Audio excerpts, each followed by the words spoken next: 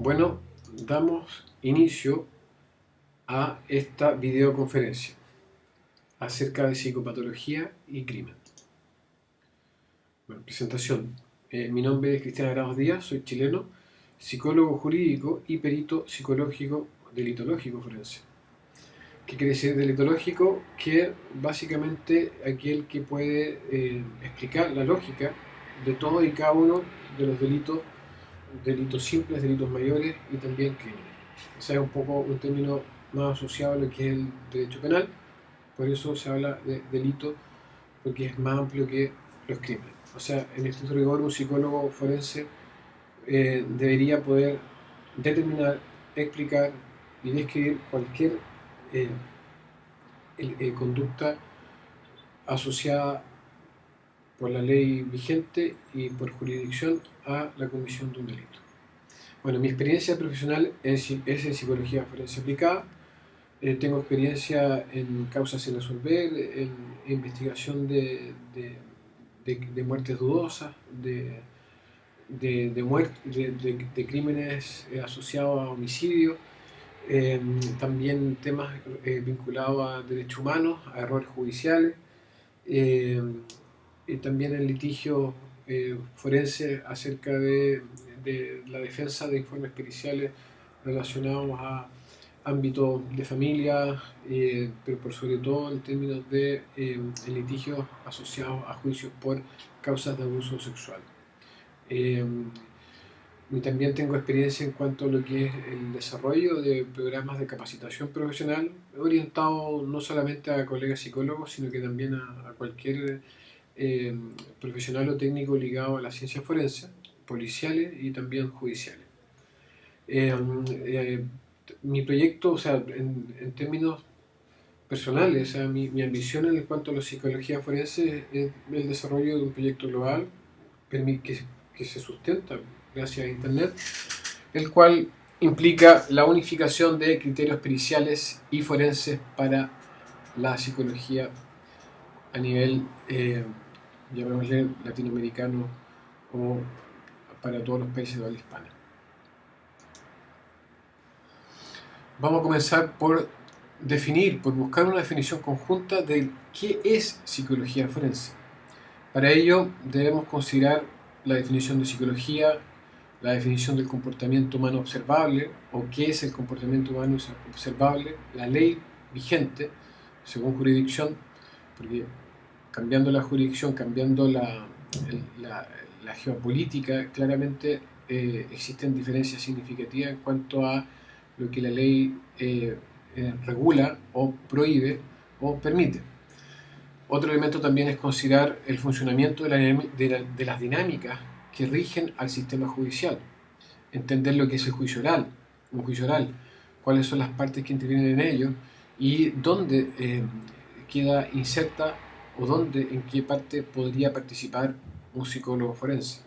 También hay que considerar la prueba y la libre valoración de la prueba en relación a el establecimiento de los códigos procesales penales de cada país, en este caso donde vengo yo, Chile. Y también considerar siempre la determinación de los delitos y crímenes. O sea, en estricto rigor, nadie puede ser acusado de algo que no ha sido o que no ha podido ser determinado por los especialistas que están a cargo de la investigación. Entonces, considerando esta serie de variables, podríamos establecer que la psicología forense es la psicología que sirve como medio de prueba para fundamentar o sustentar sentencias judiciales.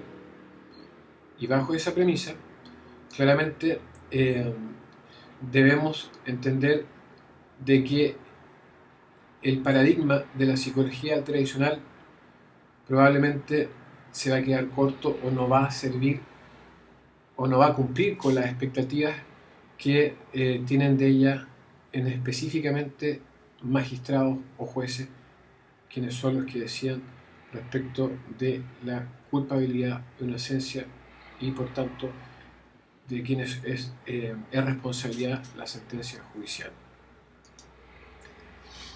Ahora, diferencia entre psicología física y metafísica, siempre enmarcándonos en lo que es la definición de la psicología forense, para que de alguna otra manera comprendamos cuáles son o en qué se diferencia la psicología forense de lo que es la psicología de formación más tradicional. ¿Ya? Cuando hacemos referencia a la psicología tradicional, por lo general la caricatura inmediata que nosotros tenemos es la del psicólogo asociado al modelo freudiano, ¿ya? Aquel, entre comillas, analista de la psiquis, de un elemento el cual cualquier mortal no puede tener acceso a ella a través de sus 5 sentidos, sino que se accede a ella a través de inferencias que permiten supuestamente la experiencia o las habilidades subjetivas de un individuo, que en este caso sería el psicólogo. Ahora, versus un modelo de psicología científica o regida por el método científico, en el cual tú funcionas en base a descripciones fundamentadas mediante indicios psicológicos que permiten el establecimiento de hipótesis, el establecimiento y comprobación de hipótesis o teorías, en este caso de los casos, de la causa que se investiga. ¿Qué conocemos por psicología física entonces? Bueno, para entenderla hay que comprender su unidad de análisis, que es la conducta observable, que guarda relación con la determinación y descripción de procesos interpersonales, lo que se ve y por tanto puede describirse. Eso es la observación científica. Versus la psicología metafísica, cuya unidad de análisis es la psiquis, o lo que no se ve, pero se infiere según la opinión de un profesional. Preguntas psicolegales para el ámbito forense. Estas preguntas, en esencia, son para todos aquellos que se dicen científicos y que de alguna otra forma pretenden aportar a través o mediante el modelo científico de la ciencia forense. Y bueno, en este caso el psicólogo no está exento de estas premisas que guardan relación con el hecho de saber contestar o responder en relación a los porqués de las conductas delictivas, a los cómo, a los dónde, el establecimiento de quién o quiénes y el establecimiento de cuánto en relación a la cronicidad o en relación a la reiteración a través del tiempo de ciertas conductas constitutivas de delitos. Ahora, debemos también comprender o establecer cuál es la diferencia entre psiquiatría y psicología forense. Ahora bien, sin pretender, llamémosle, conducir el criterio que ustedes puedan hacerse desde su foro interno, vamos a considerar lo siguiente. La psiquiatría forense y su unidad de análisis guarda relación con la biología, con la genética, con intervenciones de tipo biológica o medicada. Ellos creen, y de alguna otra manera su proceder profesional gira en torno a lo que ellos denominan como enfermedad mental, justificada a través de desequilibrios bioquímicos que a su vez son diagnosticados a través o mediante categorías clínicas y subclínicas que se fundan en la opinión de un profesional. Cuando me refiero a la opinión de un profesional, quiero decir que muy probablemente, si un mismo caso se lo presentamos a 10 psiquiatras forenses diferentes, es probable que encontremos 8 o 10 opiniones también diferentes. Ahora, la psicología forense y su unidad de análisis es, o debería ser, insisto, el comportamiento y la conducta humana observable, las leyes y su relación con estas conductas, la interacción de la pareja criminal compuesta por víctimas y agresores, los indicios psicológicos, el hecho criminal o delictual, la valoración y determinación conductual de procesos mentales o en cuanto a procesos mentales explicativos o que explican el porqué de determinadas conductas. También la psicología forense, a diferencia de la psiquiatría forense propiamente tal, debe analizar y procesar la información a través de la información del procesal, de la causa procesal, a través de descripciones especialistas o expertas. O sea, ¿a qué voy con esto? Que en estricto rigor un psicólogo forense no debe opinar, sino que debe poder describir la realidad respecto de su análisis o de su trabajo pericial. Tanto así que cualquier persona que no sea el profesional pudiese comprobar, acreditar o certificar que la descripción emitida durante un juicio oral puede ser comprobada de manera fáctica por cualquier experto o no experto. Bueno, y ahí ustedes pueden ver la diferencia que existe entre una y otra forma de probar. Ahora, hablemos un poco sobre el perfil del psicólogo forense. Bueno, un psicólogo forense, insisto, a ver, voy a aclarar un punto que a lo mejor yo creo que deben entender. Al foro, forense viene de la palabra foro, que guarda relación con el juicio oral, por tanto, no existe una delimitación por parte del sistema judicial que establezca quién es un psicólogo forense o quién podría ser considerado un psicólogo forense. ¿A qué voy? Es que eventualmente cualquier psicólogo, bajo cualquier formación, podría presentar su juicio oral, no obstante, al no sentirse cómodo, al no estar preparado para, al no conocer o al desconocer la dinámica de un juicio oral, claramente no podríamos establecerlo como un especialista en psicología forense. No obstante, él igual podría presentarse un juicio. Ahora bien, es muy probable que su aporte sea considerado, el aporte que van a considerar su trabajo va a ser bastante más bajo de aquel que no se especializa y que por tanto conoce cuáles son los requerimientos y las formas que son exigidas por los jueces en cuanto a la presentación de un profesional. Por tanto, hablando ya en un plano más idealista, un psicólogo forense, y yo ya llamo, ahí aplicamos un poco la palabra jurídica forense, debe conocer o debe estudiar lo que es la etología humana, ¿ya? La etología del comportamiento humano. La etología es prácticamente una ciencia, para que ustedes comprendan, que surge del estudio de la conducta animal. Un etólogo animal es aquel que puede pasar 2 meses o un año estudiando, por ejemplo, y eh, grabando o archivando y al mismo tiempo comparando la conducta de una colonia de hormigas, por ejemplo. Entonces, a ese nivel, el psicólogo forense debe ser un especialista en comportamiento y en conducta humana.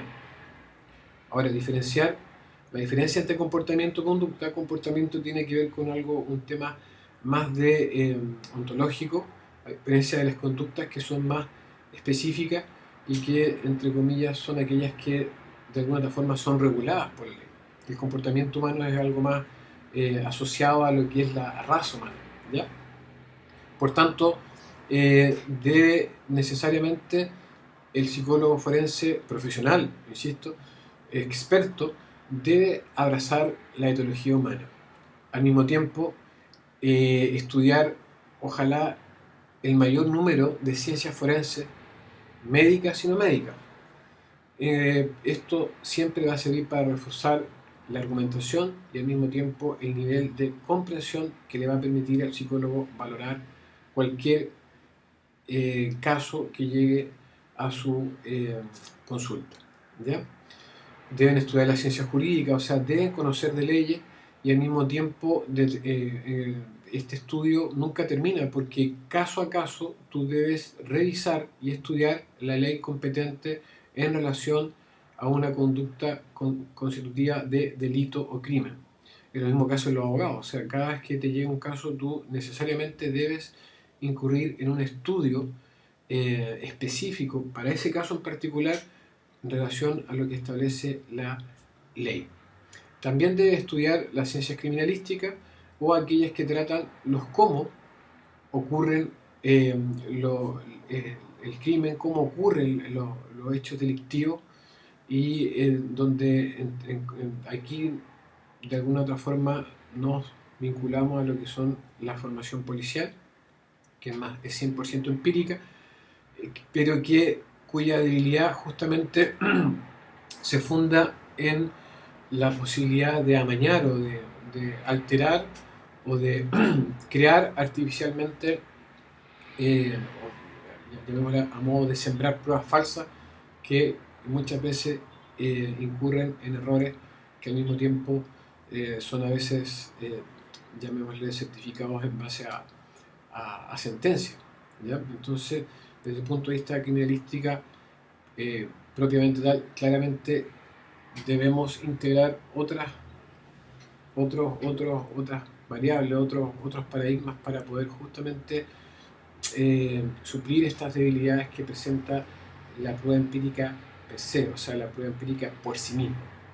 Bueno, y por otro lado también el psicólogo forense debe estudiar aspectos ligados a la criminología que en términos generales se relaciona con las causas o los porqués del fenómeno, de los fenómenos delictuales o de los fenómenos criminales, como valga la redundancia, en términos fenomenológicos. ¿Ya? O sea, un poco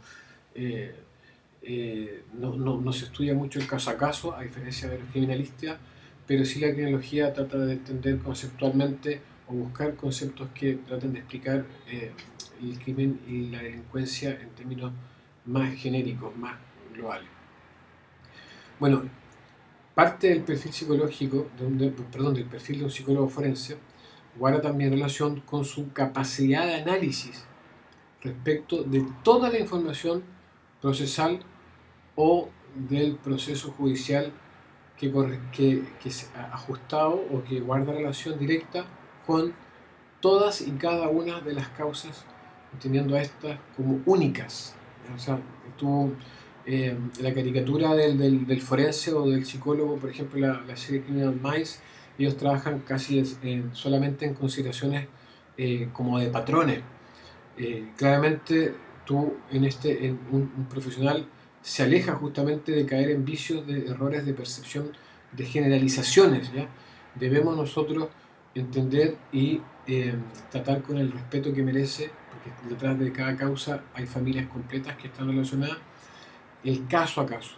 O sea, a eso me refiero con el tema, con el hecho de que un psicólogo forense debe ser a su vez un analista experto de toda la información procesal.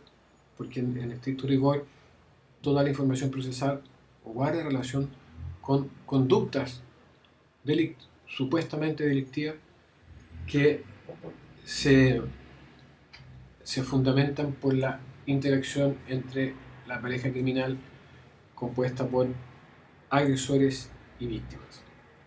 Ahora, también el hecho de llamarse forense, de establecer, yo soy un psicólogo forense, debes tener habilidades litigantes, al igual que los abogados que son capaces de defender durante un juicio oral las conclusiones a las que llegan a través de sus informes periciales.